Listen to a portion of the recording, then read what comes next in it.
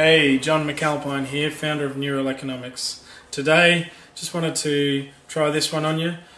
I have been thinking a lot about how I process information. I thought this may be helpful to you. Essentially what I see a lot of people doing, and myself included, in a lot of different contexts, a lot of different situations, is you might see something, whether it's external or internal, and then you talk to yourself about it, and then you might do something about it, or you'll get a feeling from doing it. Essentially what one of the things I teach is, it essentially came from neuro-linguistic programming. It was about pulling out different representational systems. And what that in everyday language would mean is your visuals, your audios, and your kinesthetics, essentially the things that you feel. So in that particular instance, I'm saying that it's visual, and then it was audio, which is either saying something or internally saying something, and then your kinesthetic, so I was either feeling something or doing something. Now what I realised is it doesn't always work. Sometimes it works, right? I see it, yeah, I want to do that, bang, I'm off and doing it, and then I get the feeling. Like, woohoo, feels great. What happens when you get in a situation where you see it, and then you talk to yourself, yeah, I'm going to talk to myself, should I do it, should I not? And then you get a bit of a feeling that you don't necessarily like because you might be procrastinating or it's not happening how you want to, and then ends up being a case where you didn't get the outcome that you wanted. What I'm going to suggest is, and just try it on for size, see how it goes, is if you see something, either it's something that you see or it's an internal picture that you have of a particular outcome or thing that you might want, and rather than going through the audio section, why not just slip the kinesthetic in between? So now we've got a visual, a kinesthetic, and then an audio.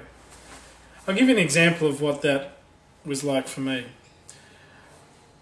I realised, and this is how I came up with, I guess the reframe on this was, there was an instance where I was looking back at successful outcomes that I'd had, and generally what had happens is I see it, I get a feeling and do it, and then I talk to myself. And the example I would give is this.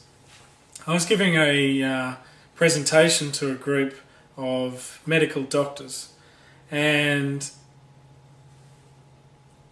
a normal strategy probably would have been is imagining what it would be like, even though I've never seen these people or this room or any of that before, then talking to myself about what I'm seeing and going, oh, I don't know, and I don't know them, and do I know enough, and all this sort of self-talk, and then maybe getting some feeling from that's less than desirable. However, in this particular instance, what I did is I saw the opportunity, I then went and did it, spoke to them and presented my stuff, and then came home and I was sitting there, which is unusual for me watching TV, but I was sitting there watching TV, and midway through the show I sort of dawned on me, hang on, I just did that. It just happened, and I didn't talk to myself about it, and now all this talk was going on, going, what did you just do? What were you thinking? But the point is I'd done it.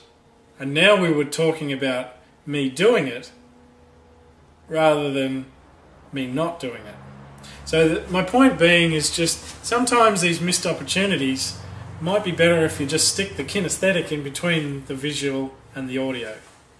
So see the picture, whether it's in real life or in your mind, and what you want.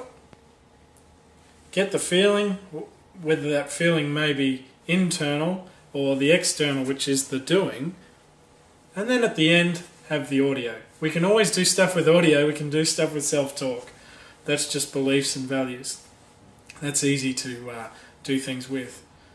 So even if the audio at first is like mine was in that example of, what the hell did you just do? That's okay, because you've already done it. You've already achieved the outcome. You can then talk to yourself later about whether it was a good or a bad decision and what have you, and you can make that decision afterwards. But have the experience. Do it first. See it. Do it. Then talk to yourself. Now, I guarantee you, if you do that, the talk at the end will become more and more positive because you'll be doing more and more things. I tell you, it's a great way to get rid of procrastination on certain things and on the things that are most sticky.